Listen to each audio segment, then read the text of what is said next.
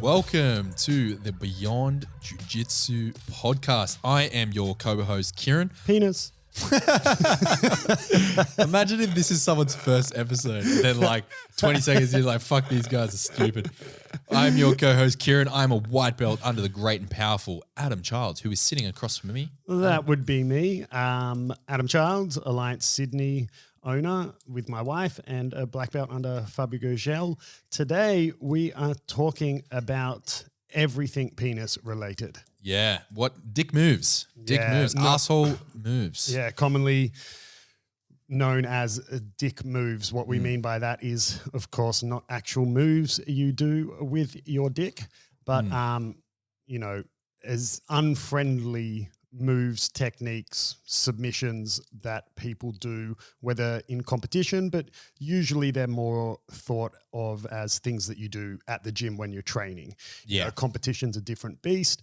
Usually when people say, oh, that was a dick move or that's a dick thing to do, that's usually doing something inappropriate in the gym. Yeah. So doing something that might not necessarily be illegal, yeah, not against the rules, not illegal, like it's green light in competition. However, as doing it to a training partner, it's frowned upon.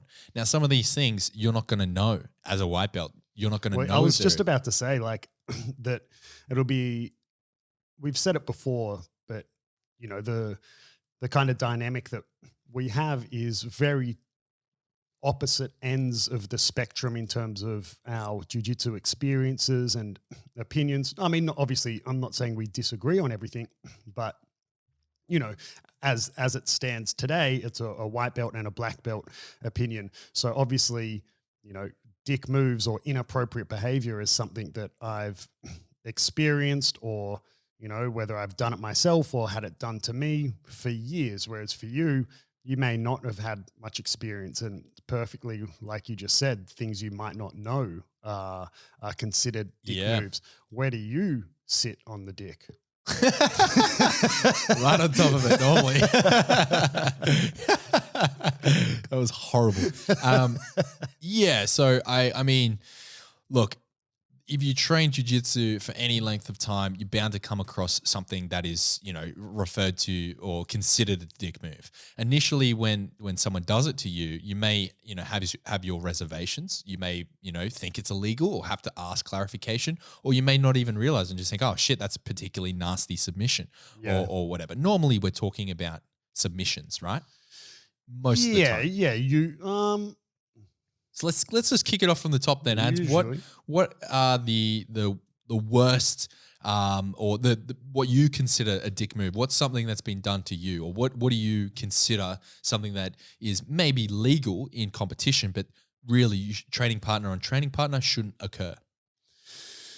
Look, I might address the most common one that pretty much everyone's aware of, and it never happens to me anymore because I behave appropriately, and I'm talking about getting choked across the face.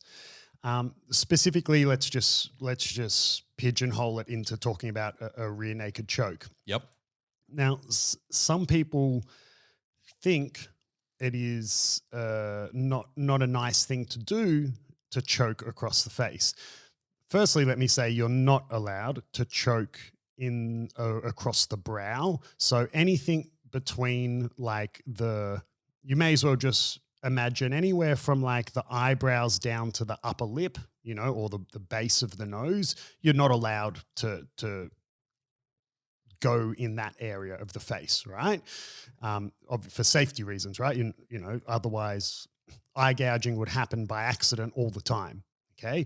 But in terms of choking across the face, like across someone's mouth, jaw, chin, in the rules, you're allowed to do that. It's perfectly legal. Okay. But in the gym, it's seen by a lot of people to be really unsavory, right? And really not a nice thing to do with your training partners. I could not disagree more, right? I think people who have a problem with getting choked across their face, just haven't been educated on the situation well enough. The reason I'm saying that is because the way that people get choked across the face is they, you know, again, if we're talking about a rear naked choke, they've had their back taken and they're trying to not get choked. So they tuck their chin, right? Perfectly fine thing to do in competition and in training. Okay. So then you've got someone who can't get the choke under your chin. There are ways to get under the chin, but they're equally as nasty, like using the knuckle of your thumb, like the pointy bit. You imagine if you just put your fingernail into your fist, so you've got the tip of your thumb knuckle pointing out, almost like a rudimentary sort of fish hook, and people do that, like use that to carve under the jawline. It's far more unpleasant, in my opinion, than getting choked across the face. But because you've tucked your chin, which is a perfectly fine thing to do, right? You're trying to protect your neck. You've then got someone who they end up going across your face, jaw, mouth, okay, which is perfectly legal in the rules. So you got to think about it this way. If you're someone who thinks that's a no-go, something you shouldn't do to your training partners, man, you haven't given them an option. You're essentially saying then, oh, I'm unchokeable from the back because I tucked my chin and it's not nice if you go across my face. Dude, firstly, it's a full contact combat sport. But don't get me wrong, in the gym, you know, you definitely want to look after your training partners. If you injure them, they don't come back the next day, you got no one to train with. But if you've tucked your chin so they by default go across your face, man, you've put them in a really tough spot where their option is, you've only given them two options, either not choke you at all or to choke across your face, right? Tucking your chin it buys you a bit of time, but it is not it's not the be all and end all defense. And if you think it is and no one ever punishes you for it, you're then going to go compete in a competition, tuck your chin and think you can't be choked.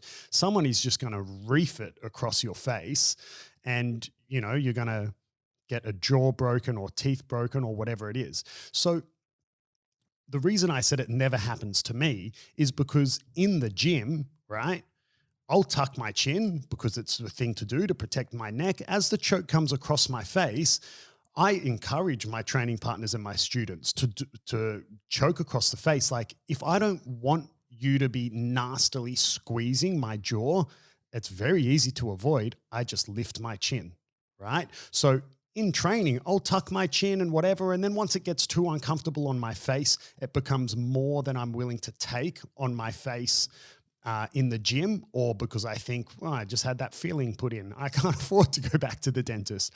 I'll lift my chin. Yeah. Choke sinks in, I tap, right? Yep. It's not a dick move by choking across the face. It would be a prick thing to do if someone could not have their chin lifted higher. They're pretty much giraffe necking it and you intentionally go across their face. Well, that's a prick thing to do, right?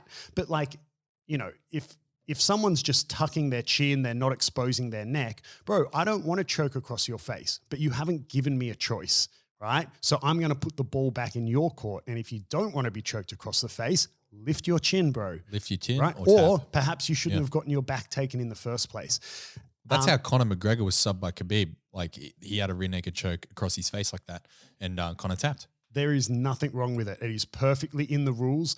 And again, in training, I'm not going to do it to the extent where I try break your jaw. The same way if I armbar a training partner, I'm not going to try break their arm. Yeah. In training, you give ample time for your partners to tap. Yeah. But being conditioned that it's not a nice thing to do is the wrong mentality. Yeah. By all means, tuck your chin. But then if someone's squeezing across it, dude, you're the one that put them in that situation. If you don't want it, tap or lift your chin. Yeah. And that's something that you regularly teach all of your students, because I've been taught that. And the whole like, hey, if you don't want to be choked across your face, lift your chin. I've been taught that from the jump. So to say that I don't sometimes, you know, not avoid it, but look for other options would be a lie. I try to get under the chin. But yeah, you know, if I have someone in a rear naked choke and they're tucking their chin, I finish the sub. Yep. A great example is if you did a search for Braulio Estima, his variation of a rear naked choke, he actually intentionally does it across the face. Not as in like he won't take the neck if it's there, but I mean intentionally as in everyone tucks their chin. And so he just does it across the face, but he does it in a specific way. He mentions how he's got really long arms. So he finds it hard to get under the chin and get his like the V of his elbow up under the chin by the time they tuck it. Because his arms are so long, his forearm is so long, and his bicep part, upper arm is so long that the he doesn't get his elbow pit to the throat by the time they tuck their chin. Makes sense. So he intentionally goes over the jaw, and what he does is he squeezes in a way that actually opens the opponent's mouth and pushes their jaw to their throat. So anyone listening, if you try this for a second, if you tuck your chin, open your mouth and push your chin into your throat and then try to breathe. Yeah, it's tough. Like you can't. That sounds like that. It sounds like taking the bottom of a Slurpee. Yeah. So there's nothing wrong. And you said it, right? Yep. I teach it to people in the gym. That's what I was taught. You need to be conditioned to understand that there's nothing wrong with going across someone's face. Now, everything is with context. If I know all my students really well, so if I'm training with one of my students who I know is, a super massive dick, or it's, a super important business person who, regularly has really important board meetings and, or a student who's an actor or something. So they don't want to, they understand the risks of jiu-jitsu, but they don't want to really get, scuffs and marks on their face. I'm going to respect that because not everyone is training the sport to be a bloodthirsty competitor. Some people do it just for a bit of a hobby and for some fun, and that's all fine. So it's all with context, right? And, but if I'm just training at some random gym, let's say I'm traveling or I'm teaching a seminar or something. Yeah. What do you do then? Man, look, it's easy for me to say I would go across the face because I'm a black belt, so I can hold my own, or I can educate the lower belt, tell them the exact same thing we're talking about now. Yeah. I understand it's going to be harder if you're a lower belt. If you were a blue belt and you did it across the face to a higher belt, I can very easily see that they're going to turn around and rip you a new one. Yep. But I don't think that has anything to do with you executing an unfriendly maneuver. It's got to do with the just the imbalance that can happen in belts, right? Like no higher belt likes to get submitted by a lower belt at all, whether it's unfriendly or not. So your advice to me, if I was to visit another gym and I was in that position, go for it or not? Look, man, I'm going to sort of fence sit a little bit because me personally, I'm a bit of usually prefer to avoid conflict. So I'm someone who I don't care about myself and my ego that much. So I'm just going to be like, look, man, I'll just let it go. I don't need to submit this person to feel good. Yeah. Like I would probably just let it go and leave it for another day. But if you're someone who is a bit more competitive to the bone, man, go for it. Like it's their problem. And then you get the mad enforcer sick, don't you? Yeah. but you've all got to take it with context, man. Yep. Like, there's times that I might even be training with a blue belt as a black belt. And I can just tell, man, this dude's like, it's just things are going to go south if I submit him or something. For me, I'm very preferable to let things go. I don't want to create unnecessary tension. But, if we're looking more at the competitive side. It's like, okay, so on one hand, we got this one incident where you're visiting a gym and just so happen to be in that position, probably don't go for it. But systemically, with your training partners in your own gym, it's something that you should be hunting for. Or not hunting for. Not hunting, but you don't want to taking the opportunity. Yeah. Like you are not doing your training partners any favors. Because it's not a valid defense. Yeah, by conditioning them to think that that's a valid defense. Okay. Right. So that's the most common example. What's another dick move? What's something that is a dick move that like? I think like as a generalization, just whacking on submissions is a prick move. Yeah. In competition, for sure, man, rip it. You know, if you've got it in you, do it. Right, rip the submission. I don't have that in me, right? But when you're competing, you've got two willing opponents who have signed the contracts, and someone ripping a submission to try to break their opponent's arm, for me, is no different to a boxer trying to knock you out. Like, if you and I have signed up for a boxing bout and you walk away after the match with broken ribs, are you going to be pissed off at me? No. Like, you might be, you know, maybe you even won the fight, but like you going home with broken ribs. Like, I mean, you knew it could happen. Yep. Right?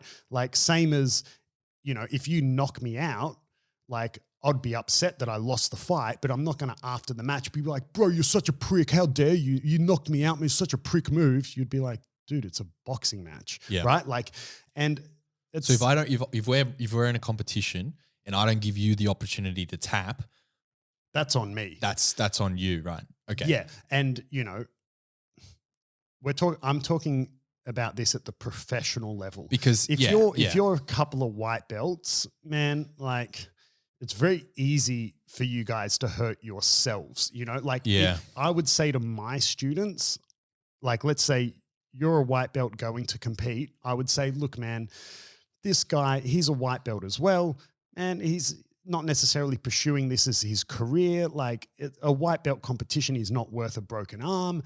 If you catch him in a submission, like, don't lose it. But, you know, like, my advice would be, dude, like, put it on really hard, but, you know, harder than you would in the gym, but give him a little bit of wiggle room. Vice versa.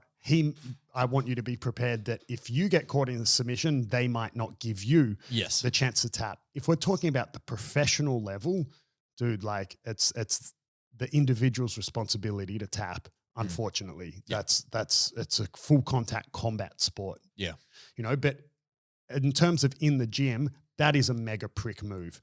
I used to train with a guy who was so good at the time. He was a purple belt, so good at cutting arm bars, or also sometimes called inverted arm bars. So good. But he would just rip them on so hard and fast. Actually, I had another dude, a blue purple belt at the time, that was so good at straight footlocks. And this was before straight footlocks had their current resurgence of people realizing that they can actually be really good and powerful. Dude, and he injured so many people, like even injured multiple black belts, even when he was a blue belt. He was so good at them, and he would just rip them on, right? Where you wouldn't be able to walk for a week. That's a prick move, right? Like, man, if you injure your training partner, that dude doesn't come back tomorrow. Then you injure someone new, he doesn't come back. Like, you start running out of training partners. Yeah. You know, like, that's a prick move in the gym to not give your training partners time to tap. Same as, like, you know, for anyone listening who's done striking, when you're sparring with your training partners who you train with all the time, you pull your punches and kicks a little bit, right? Yeah, you don't go full pelt. You don't go 100%. Yeah, right? Like, knock the bastard out. And, you know, you and I could still roll 100%, but if we got caught in a submission, either one of us, you're going to take it down a little bit. Yes. Like, you know, I think that is I'm sure there's some people that would maybe disagree, like real cutthroat competitors, but my opinion is, you know, even if you're looking at the creme of the crop competitors, if you're looking at the longevity of your training partners, people that you want to continue to train with, you got to pull your submissions a little bit. Yeah. Otherwise, not only you're a prick, but you're also shooting yourself in the foot. Who are you going to train with afterwards? You've injured everyone. Yeah. And then who's to say that they're not going to do that to you? That could happen too, right? You know, you rip on a sub really quick on them. Maybe it doesn't like permanently damage them, but, you know, then next time you're about to be caught in an armbar, maybe they rip it on for you. Yeah. It's the same. It goes around, right? Yep. So, yeah, I think I agree with that. Like, even just being a white belt, but I mean, yeah, that's common sense, isn't it? Yeah. Have you had any experiences in the gym yet? Like, obviously, you've only Nope, really never had trained with me. no experiences at all. In terms of like what I consider to be maybe dick moves. Yeah, or Okay, yep. have you had Yeah. it done to you, or have you done something that then your partner's called you out for it? I've had a couple experiences, which is what I wanted to ask you next. What do you think about smothering? I know it's against the IBJJF rules, like Well, it depends how you smother. so like hand over the mouth and nose. So hand over the mouth and nose. Yep. For Like those just who, a straight up smother. yeah, for those who don't know, is against IBJJF But rules. it's allowed in ADCC. Yeah, allowed in a lot of rules. The word smothering as a whole, Oh yeah, okay, sorry. I'm yeah. super on board with. Yeah, right. yeah. Which I have done a lot.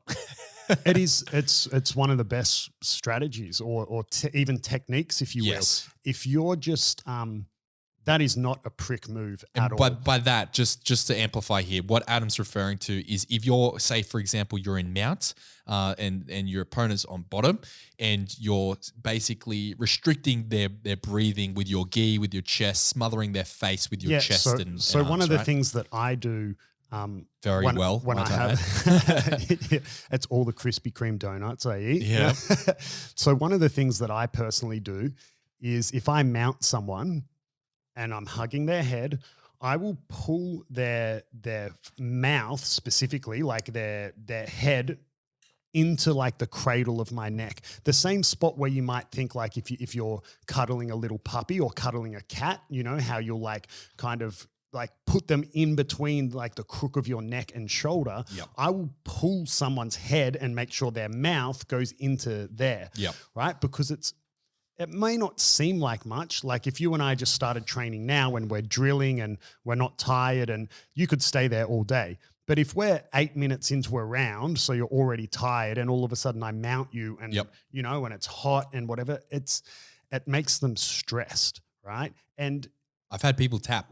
Like ever since I started implementing that, like stealing it's horrible. Taking on board like that experience and thinking, oh my God, this is horrible. I do it to other people. Yeah. And I've had a few people just tap and say like, yeah, I'm out. I just can't breathe. Yeah. It's not I don't believe it's a prick move. It's and if you notice, I've started saying prick just to limit the amount of times limit the amount agreed. the word dick is said in this episode.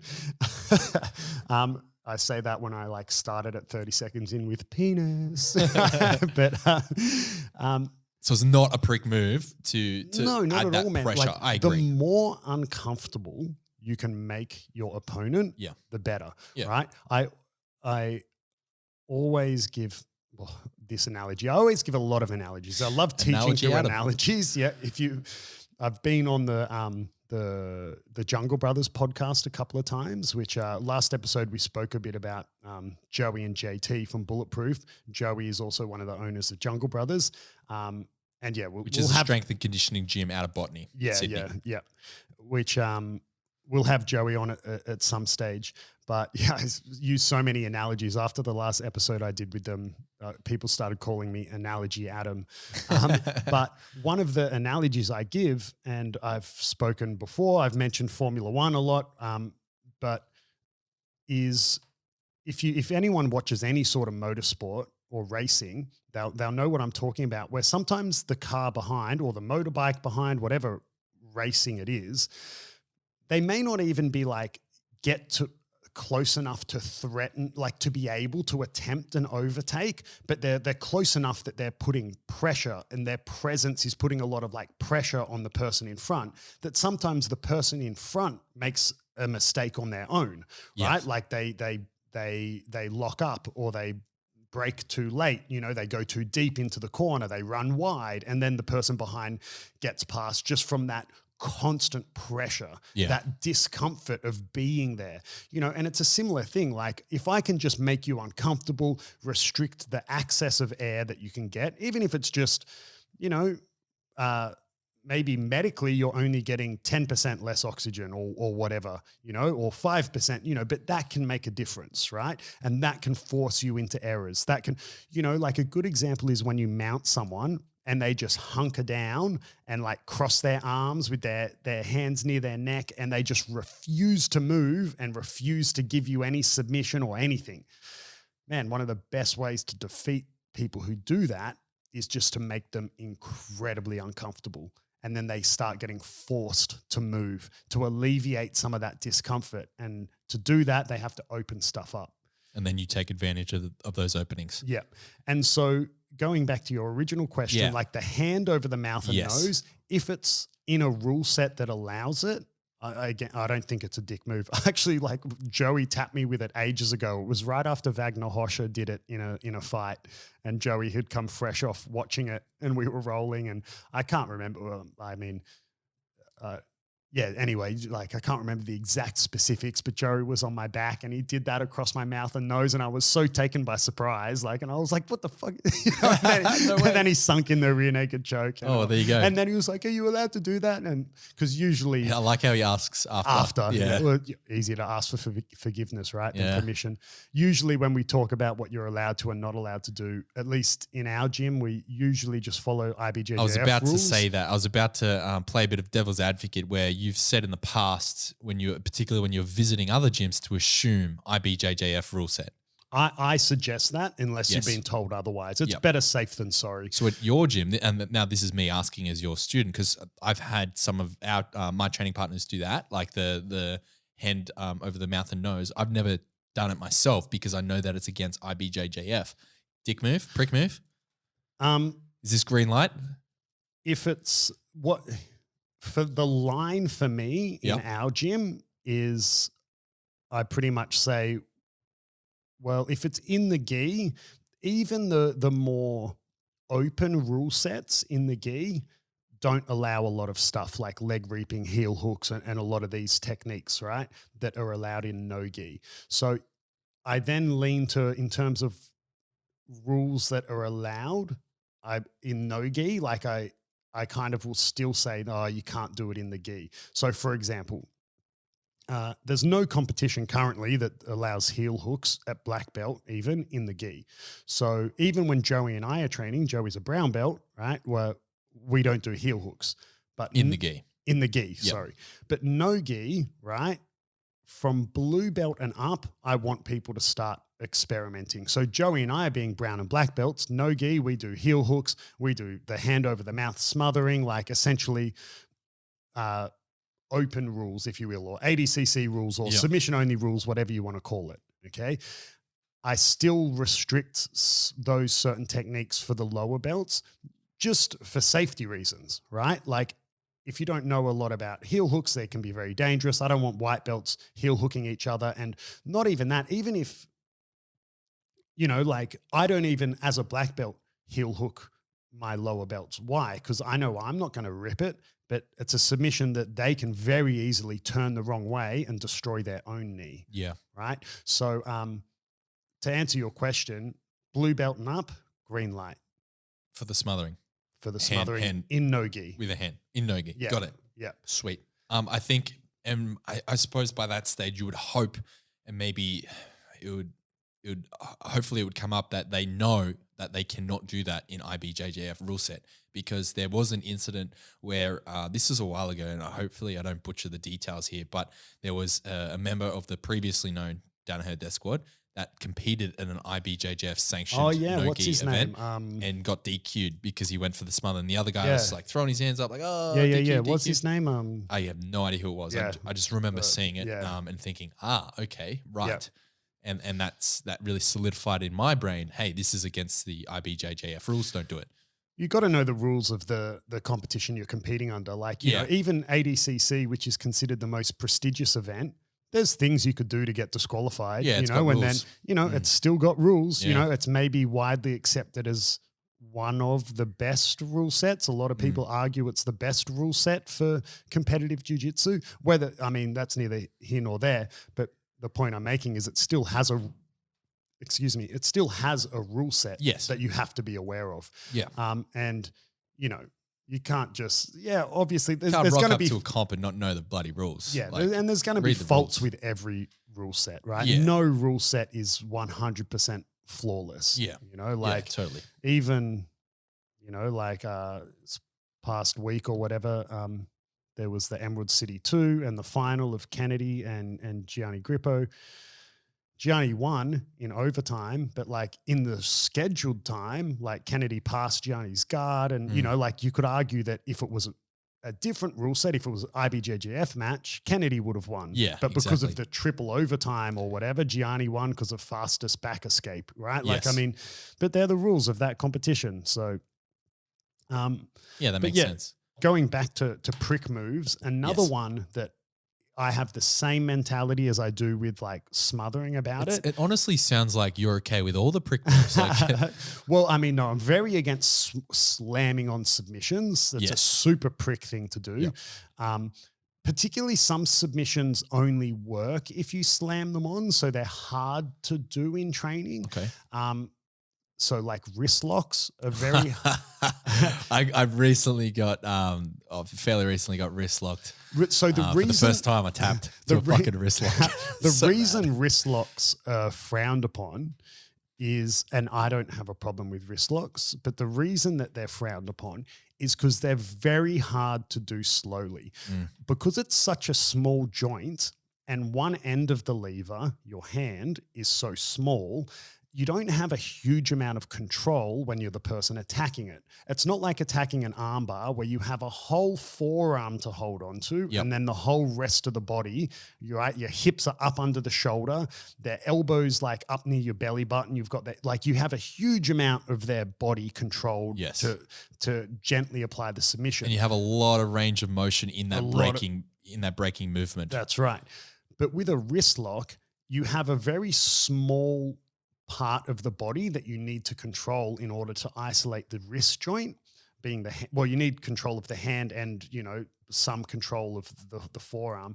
But if you do it slowly, people just rip their hand out. Yeah. Right? Yep. So wrist locks you kind of need to do quickly for them to work. Yeah. So, for example, in competition, most wrist locks a submission by verbal submission. Yep. I mean, for those who don't know, if you scream out in pain, that's a verbal submission. That's the same thing as tapping. So they snap on so quick that usually if you get tapped by a wrist lock in competition, it's because you scream out in You went, pain "Ah." because you don't have time to tap. Yeah. So then when people do that in training, that's why they're kind of frowned upon. Yeah, okay. Because they're hard to do in training gently and slowly. So if you can't do a wrist lock gently and slowly, I mean, maybe don't do it in training. Like, man, you can wreck someone's wrist super hard with them.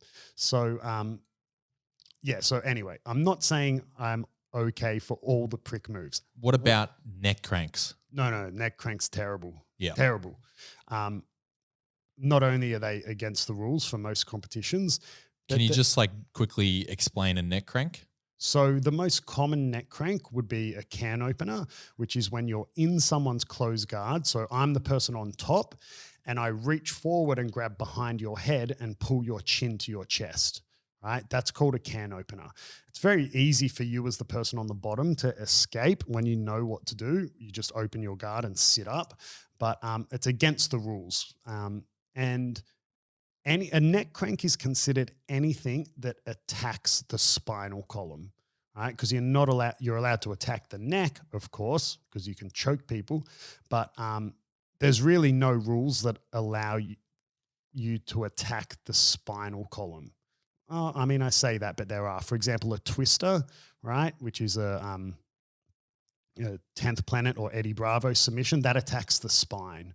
Right. So standard rules don't allow that. But actually, I believe you can do that in ADCC and you definitely can in MMA.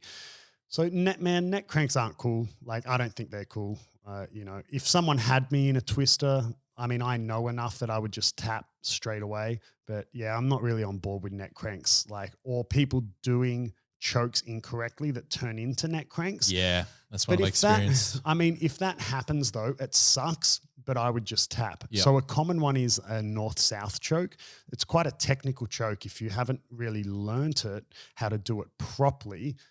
When you can do a north-south choke properly, you need to apply minimal squeezing. Is that the one where your lat is That's right. predominantly doing the choking? That's right. Yeah, But that one's tough. most people don't know how to do it properly. Yeah. And they just crank it like it's a guillotine, but it's not, and it's just a neck And crank. it turns into a neck crank. Yeah. And other ones are like anaconda chokes or DAS chokes and Yep. stuff like that. They can turn into neck cranks. Yeah, they're a little less painful neck cranky. Like a north-south choke really can be really nasty if people do it incorrectly. But I suppose, sorry to interrupt there, but you're not recommending people avoid those techniques because of the danger that they turn into neck cranks. No, of course not. You're relying on your opponent to, or your training partner rather, to understand and tap and. Because unfortunately, a neck crank DAS choke and a choking DAS choke look exactly the same. Yeah. So unfortunately, sometimes you might, as the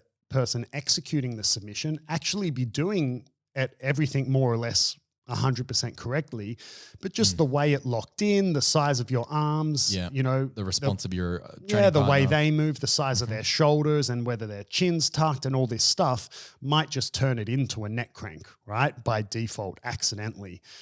And then if that's the case, I mean, that's, that version of a neck crank, I don't have a problem with, because it's just it kind of goes with the territory, right? Yep. And there's times in training I've tapped from a DAS choke or something, or a north-south choke that wasn't choking me yet, but I've just tapped because at that particular moment, it wasn't a roll where, sometimes in training, when you have those rolls that it may as well be a competition and you push like super hard, it wasn't one of those rolls. In that particular roll, it wasn't worth the neck pain I was going to have for the preceding days to get out of that submission. So I'll just tap, but sometimes you'll do it to someone and they'll tap and then they'll turn and say to you, like, to try save face, well, it wasn't really a submission. It was just cranking me. It's like, well, I mean, you tap, bro.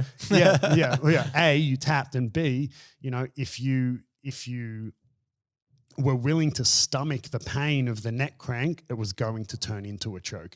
And that happens a lot with, anacondas, north-souths, even a well-executed north-south can be a bit neck cranky, but then turn into a choke. So those, if it's a neck crank in that sense of the word, it's not really a neck crank. It's not really a neck crank, and I don't have a problem with it. If it's someone intentionally attacking your spinal column, man, that's no good. That's dangerous territory for me. The other one I wanted to mention before you said neck cranks, that again, I'm on board with the same way I am with smothering, that people think is to be a unfriendly thing to do is knee on belly. And again, I think it's just lack of education. People just don't understand the technique itself of what knee on belly is. And it's similar to smothering. Like, you should be using knee on belly as a way to make your opponent uncomfortable and force them. It's kind of no different to pressure passing. Like, any of my students have heard me say it a lot. When you pressure pass, particularly the technique I like to do a lot is this immense type of shoulder pressure from half guard to pass half guard, right? It is very different to just like cross-facing someone. You're actually not cross-facing them at all.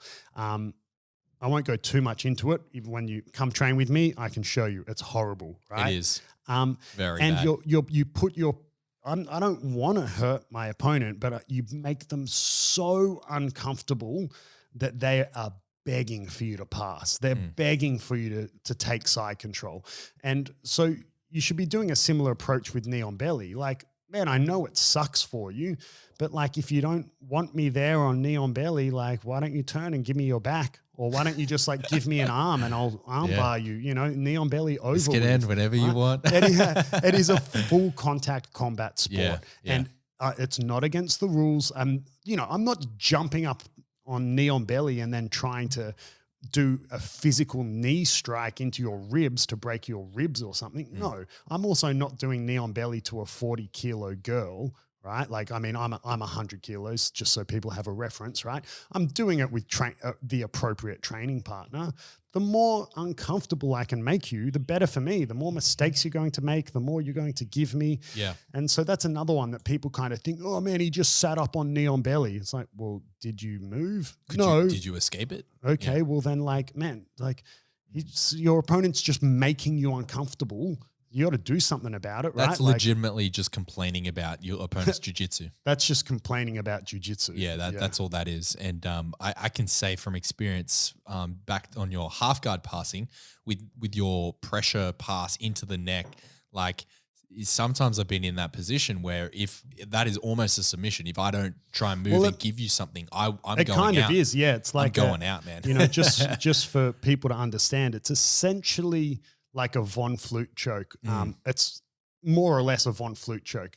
Against an experienced opponent, you're never going to get the choke because it isn't a Von Flute choke, but mechanically it's very similar. So you're putting your opponent ideally in the situation to either pass out, because no one should ever tap from it, but they're not going to pass out because they're not an idiot. So they'll open their half guard to force you to side control. Once it's open, you can't really maintain the submission because of their newfound mobility and whatever, and hence why it doesn't work as a submission. But mechanically, like, it does the same thing, creates the same pressure, right? Am I being a prick? No, I'm just, you're doing jiu-jitsu. You're being a prick by keeping me in half guard, like that full contact combat sport, Yeah, for sure. So one thing that I wrote down before we started, and I said that I wanted to talk about that I wasn't going to sort of alert you to.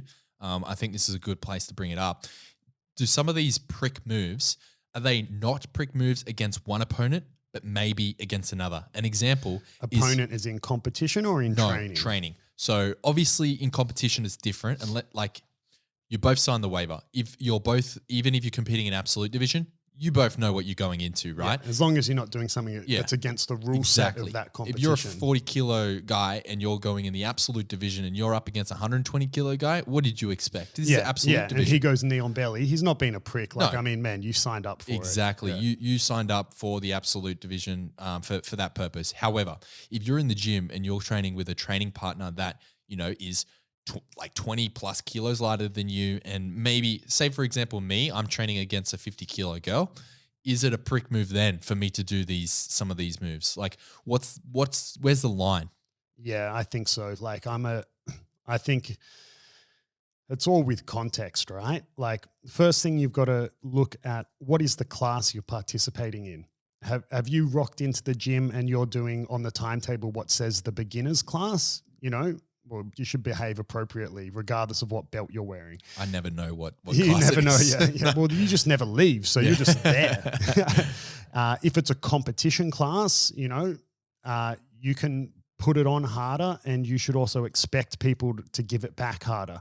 But it should all, I really try to educate my students to think for themselves and not be a moron, right? Like, a lot of stuff for me just seems common sense, but it's not for some people. You mentioned, if it's like a 40 kilo girl or something. First, I want to point out that it's hard to say if you don't know the girl, you've never met them before, right? But I'll just say some girls absolutely hate it. As a guy, some girls hate it when you train with them, with little air quotes, like a girl. I've trained with heaps of girls who, despite my best efforts, could beat the crap out of me on the mats. Gabby Garcia. Man, I used to bring it to Gabby, right? She never used to beat the shit out of me. That's not what I heard. I don't know who you're talking to. No, Gabby and I used to train a lot together, and we had quite a heated relationship for a couple of years where she did not like me at all. And I think it was because I was just, despite being a blue belt, purple belt, whatever, I gave her a really hard time. But Gabby and I are now super close. Every time we see each other, it's nothing but hugs. I love Gabby. But, what I'm trying to say is there's chicks out there who, man, they'll beat the crap out of you. Chicks are super good at jiu-jitsu. And I've trained with a lot of girls who would actually, before I knew what I'm about to say, they would kind of like pull you up and be like, man, can you train with me properly? Like, they would, really competitive professional athlete girls would have said to me like, man, just train with me like anyone else. Like, if that means you're going to beat the shit out of me, beat the shit out of me, right? Like, they didn't want to be treated like a girl. In saying that, that's not always the case, right? Yeah. And especially myself and Gabby, different situation at that period in time. Gabby and I both weighed the same. Gabby's only slightly shorter than I am, but me being a 100-kilo guy and 6'4", I'm bigger than most girls. So I'm going to behave appropriately. If I'm training with, I've got a student of mine, Sophia. She's a really talented blue belt, but much lighter than me. So I will train with Sophia super hard, but when I get to certain positions like knee on belly, I'm not going to put all my weight because it's a lot of weight for her ribs to take, Yes. and particularly her chest because knee on belly is not even the best way to describe it. It's really sort of like knee on sternum. Yeah, knee on sternum or shin on chest. Yeah. That is by default far more uncomfortable for girls than it is for guys, So positions like that, I'm going to behave appropriately. Half guard pressure or stack passing her, I'm going to take that weight into consideration, And even if we're doing competition training, that's just using common sense, in my opinion. The same way I'm not going to, heel hook or white belt because it's just unnecessary, right? Like, you have to treat each training partner appropriately. Do you know what I mean? Yeah, I know what you mean. Yeah. And if you don't know that training partner, well, just err on the side of safety, right? Like, don't be a prick, man. Like, I swear, it's not that hard. Yeah, it is. It is a lot of common sense, but for someone that maybe they're new to jiu-jitsu and they don't know enough for it to be common sense. I suppose advice from a white belt to another white belt, I suppose in that situation would be like when I'm rolling with someone that is much lighter than me or female, or they don't have to be like maybe even a guy that's like 20, 30 kilos lighter than me. I'm not going to go full hog. I'm not going to use all my strength. I'm not like you said, Adam. I'm not. If I get to a knee and belly, I'm not going to make them suffer or what have you. But at the same time, I'm not going to, again, depending on the situation. Like if they're brand new, I will. But I'm not going to go from mount and then roll them into my closed guard or something like that. I'm not going to give up position or what have you. Like if in doubt and we're in a bad position or submission or whatever, if in doubt, just tap and then either edge it because maybe your opponent doesn't know, right? So let's say, for example, I'm rolling with one of my white belt students, so I let them do stuff. I don't just bash them, right? So, they're on my back or something and we're rolling around and then all of a sudden they start choking across my eyes or something that is like not only a prick move, but completely against the rules. I'm not going to fight through it and then get out and bash them. I'm just going to tap and then tell them, oh, you're actually not allowed to do that. Yeah, that's illegal. Right? Yeah. And you got to put your ego aside and do the same regardless. Like if you're let's say it's a less of a skilled gap where people don't want to lose face. Let's say you're a purple belt and a blue belt does it to you. Man, just chill your ego out. Just tap and tell them they're not allowed to do that. Or if you're not sure, just stay on the safe side, tap, and then ask your instructor. It actually happened the other week where there were two white belts rolling and I believe they were in a footlock or something. And one of them tapped and said to his partner, oh, you're not allowed to do that. Like you're not allowed to cross your leg there or whatever it was. And then he was like, oh, I think you can. And then they asked me, like, Adam, can you do this? And I was like, yeah, you can. And the other dude was like, oh, okay. But he stayed safe. He tapped, thought his opponent was doing something they're not allowed to do. So he tapped, but then they double checked with me. Turned out you were allowed to do it. So, all fine. No one's injured. Yeah. You know what I mean? So if you're not sure, just tap and educate them or ask, right? Because some people, particularly lower belts, will do prick moves, but it's because they don't know. Yeah. Right? Like not in my experience, most people don't do prick moves to be an asshole. Some people do, but the majority of people don't. Most of the time, in my experience, when someone's doing an asshole move, it's because they don't know better. Or it's because the person on the receiving end isn't educated enough on the fact that it's actually not an asshole move. So in terms of what I've gotten out of this, in your opinion, there's not too many prick moves. There's only pricks in terms of a prick way to apply it. So things that... as long as we're not breaking the rules. Yeah. So long as you're operating within the rule set, the only thing that we sort of agree on that, or that we said is a prick move, is bringing on submissions too fast, too hard, Yeah. to your training partners, going for neck cranks intentionally, even if, it might not necessarily be like, some of them are against the rules, but there's a little bit of a gray area as we spoke about. So intentionally hunting a neck crank and just putting on the smash on someone when you don't really need to, like using your full weight on someone that is a lot lighter than you, a lot smaller than you. The example was 100 kilo, 6'4" black belt versus a 40 kilo white belt. You're not going to smash them and break their ribs with knee on belly. Yeah. So outside of those, is there anything else that you consider that comes to mind that's like, yeah, this is a prick move, don't do this? I don't think so. That's everything else is, I think fair. everything else is, man, it's a full contact combat sport. There's, prick things you can do, but in terms of prick moves, one of the worst ones is when a higher belt gets legitimately like caught by a lower belt, but then right before they tap, they like start coaching them through the submission. I've had that, to try save some face. Yeah, I've had that a lot of times. Yeah.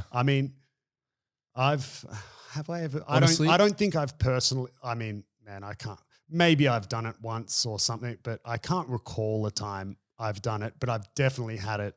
Done. To so me. I've had it both things happen to me. I've had it legitimately happen where I can tell the high belt is allowing me to do the submission and they're coaching me through it, and it is legitimate. I don't like that personally. But I've had that happen. Like, obviously, if it was you, it's different because you're actually trying to teach me or whatever. I suppose it's different in that case. So I've had it legit. Yeah, like if it's you, what I think you're saying is if it's a higher belt, but it's not such a discrepancy in the skill that, they're a higher belt and they can still beat you, but they're not that far beyond that you can still kind of give them a hard time, then it's not a lot of fun if they're like letting you do stuff. Yeah, exactly. So if I'm rolling with like a brown belt, for example, or a black belt, and they sort of coach me into the sub rather than like, punish me for making a mistake or escape or whatever. I'm like, okay, like I appreciate you helping me, but that's something we can do after the roll, if that makes sense. Maybe that's me being an arrogant little white belt, but that's my preference, right? Yeah. That's my preference. But I've also had a lot where maybe they are, I've had other white belts do it all the time, right? Other white belts, that's the funniest. Other white belts coaching white belts. Yeah, bro. man, I love it. Or like blue belts, or rarely purple belt. I don't think any purple belts, but blue belt definitely a lot. And white belts where, we've fought. We're going hard. I've fought for a position, and then all of a sudden it's like, oh, I'm your coach now. Yeah, I know, man. It's the Jedi sub. It's so cringe. Oh man, it's like if you're listening to this, even if you train at our gym and you do that, stop it. Yeah, it's not the way to go. Yeah, like, what you're doing. What we're kind of moving away from prick moves now, but just I'd say it's in the realm. Yeah. But like when I do that, for example, the way I like to coach and roll with my students is if it's like I'm rolling with, let's say a white belt. So there's a huge skill difference.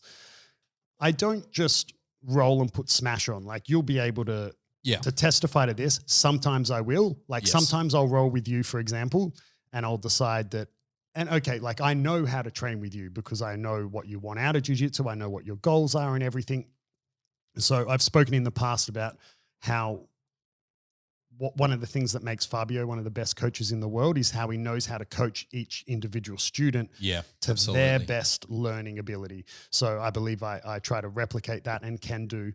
So with you, some roles I'll be like, look, this is just going to be a put smash on Kieren roll because, you need to, it can't all be rainbows and sunshine, right? Other roles will be a little bit more give and take, right? Other roles I'll let you take my back, or I'll intentionally, like I try not to make it super obvious, but like, maybe I'll intentionally, let you get me in a triangle or something. And then, because it's a way of me also gauging your level of ability to finish a triangle. And if you finish it and I tap, like, I'm like, yeah, sick. Like, I'm happy because I'm seeing progression in my student, right? Like me putting myself in your triangle and escaping is different to me putting myself in a brown belt's triangle and escaping, like you would expect the brown belt to have a much better chance at finishing the triangle than the white belt, right? Yes. So if I then get subbed by the white belt's triangle, like I'm seeing progression in their ability to finish the submission, right? Yep. I don't want to see forever me being able to escape whatever position all the time. Yeah. So, I roll differently, right? And so then sometimes that may also involve a bit of like mid submission coaching, but I think that's different because you are the coach. Yeah. That's where where where the line is drawn, in my opinion. Yeah, but when I'm like to give you an example of something where it's like the skill difference is closer, when I'm rolling with Joey, right, one of my top brown belts, Joey and I can have roles where he can legitimately submit me and I can submit him. Like we have a lot of back and forth roles, right? So if I'm in let's take a triangle again, right? If I'm in Joey's triangle and I'll never start coaching him mid triangle, like he might submit me, but let's say I escape the triangle. It's then after the roll that I'll tell him, bro, you should have done this. Yes. Or quite often, like Joey will, even before I get that chance, he'll ask me. Yes. He'll be like, man, how didn't I finish that triangle? Yep. And it goes the other way as well. Sometimes I'll have Joey in a position. I'll be like, dude, man, I swear, like, I can't believe I didn't get your back then. And then he might notice something. He'll be like, oh, but dude, I had your sleeve. You did, Yeah. Or don't get me wrong. Absolutely. I really appreciate it with anyone. Like, it doesn't matter if they're like, quote unquote, there's no lower belts to me, but say they're like a newer person to jiu-jitsu and they say, oh, hey, yeah, I ask, oh, what about this position? And they offer the same feedback. I'm not one to be like, yeah, whatever, because they're lower. What I really don't appreciate is the whole saving face thing. Cause it makes you as an individual look bad. It leaves a sour taste in the mouth of the person that got the sub. Yeah. It ruins almost ruins the environment for everyone. I was training like when I was in Brazil, the guy I mentioned before who would rip on straight footlocks and injure people. I was training with him, right? And this was a time as well when the gym wasn't very foreigner friendly, not very gringo friendly. So I didn't really have many people in the gym who liked me that much. I'm just not that likable and rub people the wrong way. And I was training with this guy. We didn't train together very often, almost never really, because we were quite different weights. Like he was lightweight and I was middle heavy. I think he was lightweight. Yeah, something like that. Maybe middleweight. I don't know. So we didn't train that much together. I'm not saying you can't train with different weight people, but there's a lot of students at this gym. Yeah. So you were often separated into groups that were similar weight, which is why I trained so much with Gabby Garcia. I used to roll a lot with Bernardo and Lel Nogueira because I was a bigger guy. And I was training with him one day and he was quite notorious for always trying to save face. So when he would train with other blue belts or whatever, if they submitted him, he would always like after the roll be like, oh man, yeah, sorry about today. I'm just really tired. Wow. Would always have something to sort of save face. That's even worse. Or, like whenever he's in a good position and you're bumping up against the wall, it's all fine. But if he's in a bad position and you're bumping up against the wall, he'll be like, bro, wall, let's move. Right. Yeah. And I was training with him and I mounted him and I put in the lapel Ezekiel that I do. That in my little world I'm famous for, right? Not my very small bubble. If you're not sure the Ezekiel I'm talking about, you could type into YouTube, Adam Childs, Bernardo Faria, Ezekiel. It was like put on Bernardo's YouTube channel fucking years ago. Or more recently, Andrew Wiltsey also did the same Ezekiel with Bernardo on Bernardo's YouTube channel. Anyway, it's an Ezekiel using the lapel. And I put that Ezekiel in, and it was this type of training where not everyone was rolling at the same time because the class was so big. And there was like a wall of black belts coaching this other guy, right, while we were mid-roll because no one liked me, right? And anyway, like, yeah, they're all cheering for him, coaching for him. And the wall was right in front of, like, from my point of view, as the person mounted on him was right in front of us, right? So for him lying on his back, the wall was behind him, but he knew it was there. So I had this Ezekiel and he was like shimmying his shoulders backwards to like bump into the wall. So we would have to stop. Yeah. And he's shimmying. And when his head was like, you know, an inch from bumping into the wall, I just reefed him 90 degrees and we just turned 90 degrees away from the wall. And I just like pushed the Ezekiel in and he just tapped straight away. And I was like, and you know, it was just one of my best sort of like self-pride moments. Cause I was like, you could read it. I was like, F you for trying to like get to the wall to get out of the submission. Yeah. F all you black belts coaching him instead of me, you know, like, cause I think at the time he was a purple belt as well. And oh, wow. So they'll coach you the purple belt yeah, against and I the think, blue belt. yeah, like for me, the kind of my opinion and the way that I always felt Fabio did, I've never actually had him, like I've never spoken to him about this, but at least what I always felt is he would always coach the lower belt in roles. And if they were the same belt, would typically coach the person in the worst position. Yeah, that to makes sense. try, you know, even the odds of the role. You know, sometimes you might be coaching a particular student because they're working on a particular thing. But anyway, I remember being like, F you for trying to like use the wall to get out of the submission. F you black belts for coaching him. Yeah. And I was like, fucking got Yeah, it. because you were, that's. And I remember that's when I told like all the other belts who would always train with this guy and always have him say things like, oh, sorry, I'm just tired today. When I told them the story, they were all just like, oh, that's the best news I've ever heard. Cause like everyone was always like salty on this dude for always trying to save face. Yeah, man. Yeah. So that's a prick thing to do. It's not a prick move, but like. It's letting your ego get in the way. And if you're one of those people will see, like if you're training with them every other day or every day, people are going to see through it so quickly. Yeah, man. Like you ain't saving any face. Yeah. People can tell. Oh, people can tell when you're coaching. Dumb. When you're coaching someone through a submission. That like, you know, that's man. the If worst. really, if you want to coach them, like get out of it first. Yeah. You know, or maybe you can't get out of it and you tap and then turn to them and be like, man, that was really good. I reckon you would have got me quicker if you did this. Yeah. You know, maybe I'm in your triangle for 30 seconds and then I tap and then I come out of it and say like, bro, that was good. But if you did this at the start, you would have had me straight away. Yeah. You know, I know it's a different dynamic because I am the head coach, but you know, I'm sure you as a white belt would receive that feedback different if it came from another white belt. Yeah, it might be laced with a bit of saving face, but it's still like they didn't stop the role and coach you to save face. Yeah. Like, you know, you legitimately tapped that blue belt, but then they're still trying to tell you how you could have tapped them better. You know, I mean, I don't know.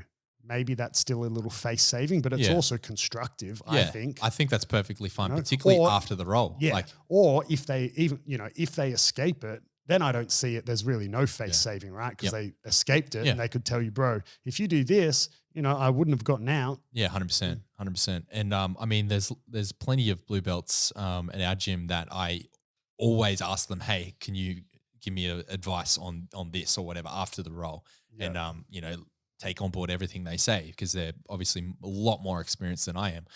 But, you know, I think back to the common sense piece, you know what someone's doing when they're, you know, doing something shady. Common sense. And just to put it all in a nutshell, common sense, don't be pricks, look after the longevity of your training partners. Yeah. Competition's a different thing. You know, Don't be a bitch. Don't be a bitch. As long as you're not breaking the rules, you know, like, man, like rip submissions in competitions, maybe not at lower belts, but at the professional level, man, professional athletes competing a lot of the time for prize money. Yeah. So if Craig Jones is listening to this advice, mate, rip it, bro. Rip it, man. Come on. Craig has never had a problem with ripping it. Nah. You know, Craig Jones. I've only trained with him a couple of times, you know, like once when we were purple belts before. That was in Brazil, yeah? That was in Brazil before he became the leg lock machine he is today. Yeah. And then. Was that before he won the Worlds? Has he won Worlds at purple? He did, yeah. It was before he won Worlds. Yep. And then again, years later when were we both brown belts or brown, black belt? I can't remember. And that was when he had started becoming a leg lock machine. And, you know, I was super new to leg locks and we just had a playful role and with plenty of heel hooks from him, you know. But yeah, we have, you know, and since then I haven't seen him since. Now he lives overseas the whole time. So yeah, rip it, Craig. Rip it, Craig. Awesome. Well, if you're still listening to the episode, thanks so much for supporting the show. If you want to support the show further, feel free to follow us on your streaming platform of choice and leave us a review. It does help to support the show. And if you want to follow us on Instagram, jump over to Instagram at Beyond Jiu Jitsu _podcast for all things Beyond Jiu Jitsu podcast related. Yeah. Thanks for listening. And until next time. Until next time. Catch ya.